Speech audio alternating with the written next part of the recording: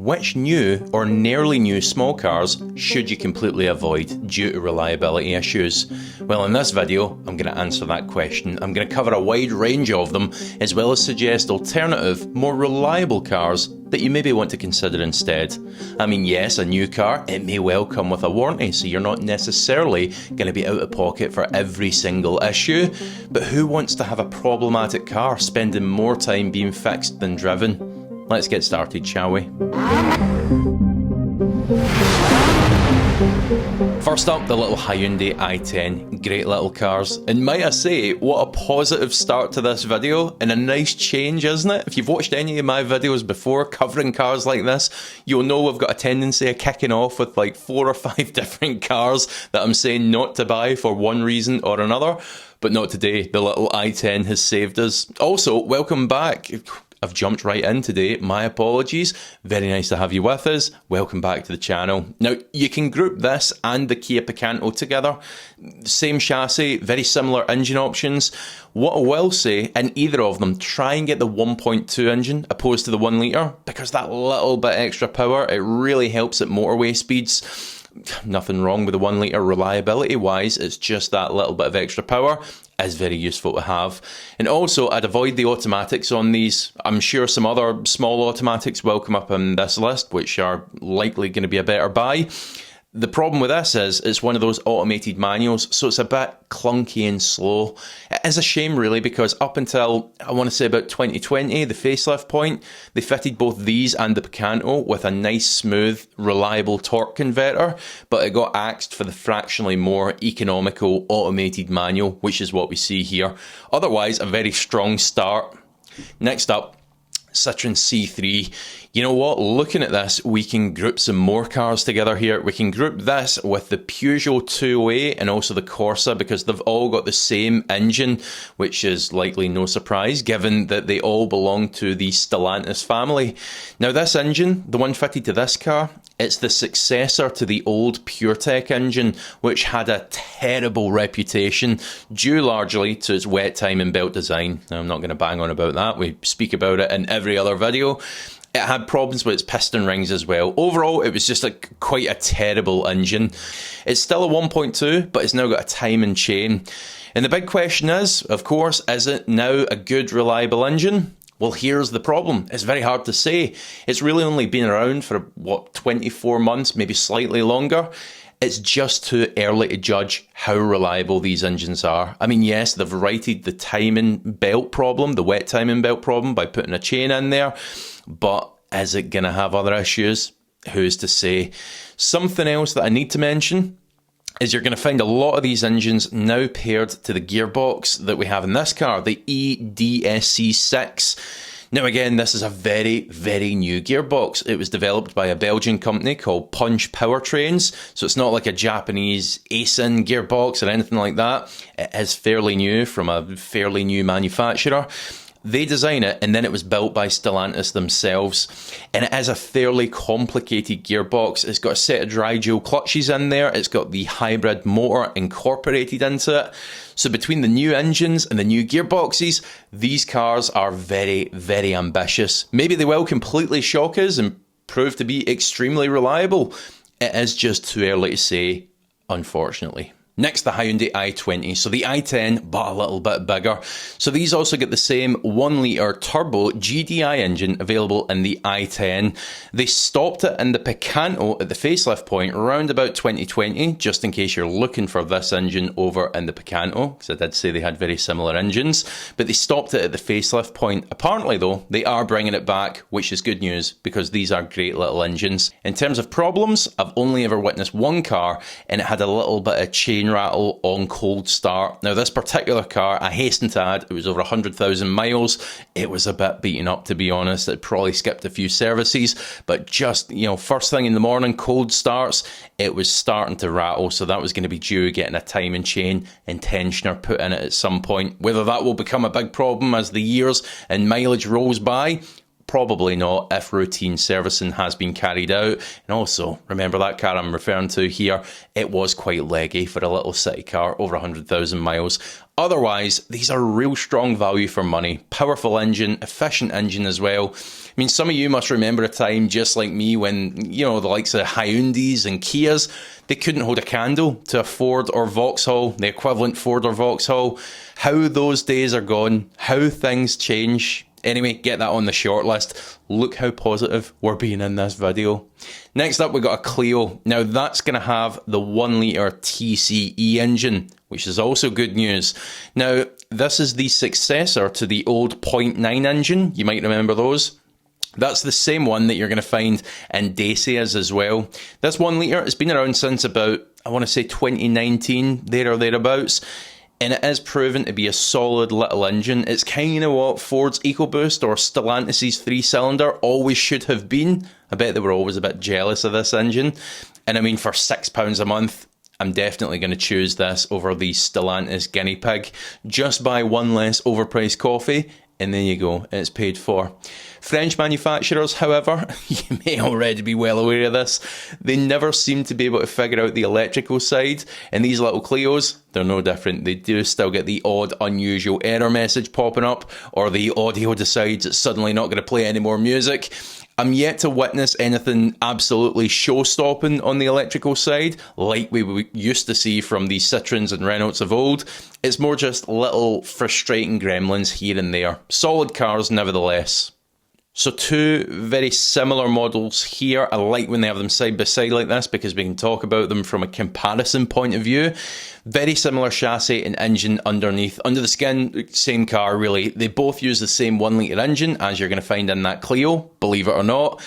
Slightly different in the Nissan's case, we'll talk about that.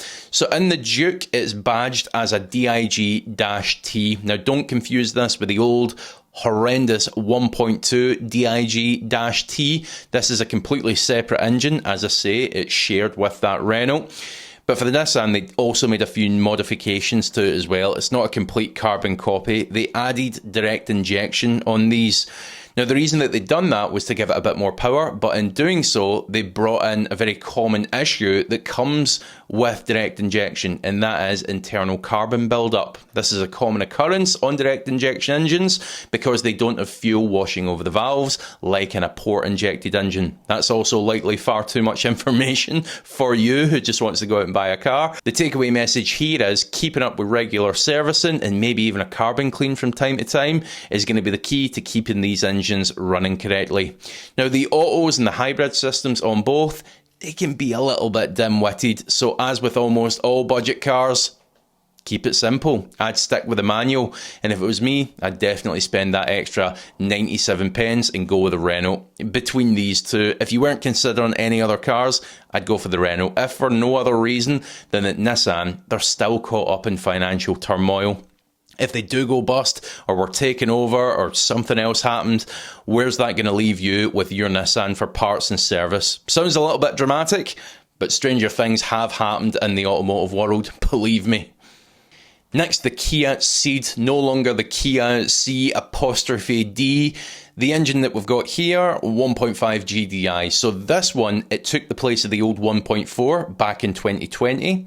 And so far, these are proven to be good, reliable little engines. Again, it's direct injected. We're going to see that with a lot of engines nowadays as they try to make up the power that's necessary that consumers expect from the relatively small emission-driven engines that they've got. So again, servicing, maybe even a carbon clean from time to time is going to be the key to keeping everything running right. Now, the overwhelming complaint that I've heard about these engines, and you'll probably read about it online as well, is that the cars can feel hesitant and a bit unpredictable as you're setting off. Something to do with the mapping of the throttle pedal. It seems a really unusual thing for them to get wrong. They build a good, reliable car with a good, reliable, efficient engine and then mess up the mapping on the throttle pedal. So basically, as you pull away, it can be a bit unpredictable, maybe feel like it's going to stall on you. The problem here is Kia haven't officially recognised this as an issue. They say it's normal, but amongst owners, it's pretty unanimously decided that it doesn't feel very natural. Because Kia haven't recognised it as an issue, however, There's no fix as such. You can reset the throttle on them. There's a procedure, a DIY procedure for doing that. You can write in the comments below if you want me to send that over for you. Or the aftermarket has also jumped in this as well. You can now purchase an aftermarket pedal box for these cars, and that seems to resolve it. The fact that many owners have shelled out hundreds of pounds to get one of these tells you a lot about how prevalent the issue is. A bit of a shame, as I say, otherwise it's a good, reliable car. It's tainted with such a menial, small problem that would be so easily sorted from the manufacturer's point of view. So hopefully in the future we do see a recall or something come out to rectify this throttle problem. Let's do one more row. So Citroen C3, same as the C3 of course, and the Corsa that we spoke about, the new rebranded PureTech engine. Too early to say, but I wouldn't go betting on longevity here. The Stellantis guinea pig, if you like. Also, these are getting to be quite a big car with that little 1.2 under the bonnet. Not quite to the point of the Peugeot 5008. That is a huge 7-seater car that's also using this 1.2. Absolute insanity. Next, a little Toyota Aygo X. Great cars, don't get me wrong here. Usual Toyota dependability. But they are quite expensive, aren't they? When you compare them to what else is out there, the competition usually tends to be a bit cheaper. I think the likes of an i10, a Picanto, you can pick them up for, what, £4,000 or £5,000 less, which is quite a lot at this price point, 20-25% less than one of these. As I mentioned, it does have that Toyota dependability, but if it is a little bit out of budget for you, you could also consider the likes of the i10, the Picanto, both of which are really good little cars as well. Maybe not quite as reliable in the long run, but a fair bit cheaper, so it's a bit of a trade-off, isn't it? What I will say is if you do need a car of this size and it needs to be an auto, then I'd go with this. You get them with a good ASIN made CVT, which is far better than the old MMT you used to get in these Aygos, and the automated manuals that you're going to find in the competition. As I said with the i10s and such, the problem there is you're going to get an automated manual. You used to get a good torque converter, not anymore. It's now an automated manual. So if it does need to be auto, does need to be a small car, then yes, I know you'd be paying a bit of a premium, but I'd go for the Aygo X. Final car is to not make this video too lengthy, try and maximise the value for you here, minimise the time, and it's a Qashqai. It ain't going to take too long, don't worry. So this is going to have the god-awful version, the new version of the old 1.2 DIG-T engine. It's now a 1.3 and it's a bit like that PureTech. It's just too early to tell. Added to the uncertainty with Nissan as a brand at the moment, and I'd probably give this one a miss. I'd go for something else if I was you. The old CVT gearboxes in them, they were not good at all either. I made a full video explaining the shortcomings of those, and again, this is a new one, but it's too early to tell. Time will tell, mileage will tell on these cars what they're going to do, but again, it's a bit of a guinea pig. Now, the final tip I've got for you is if you're thinking about buying any of these cars, even if they're slightly used, remember you'll need to do an HPI check to make sure that that car doesn't have any hidden skeletons, any crash damage, written off crash damage, any finance on it. Now, the one that I use personally is Vehicle Score. They've got a free check on there. If you don't want to part with any money, it'll at least give you some information, but I really would recommend buying one of their paid HPI checks for the price of a couple of cups of coffee.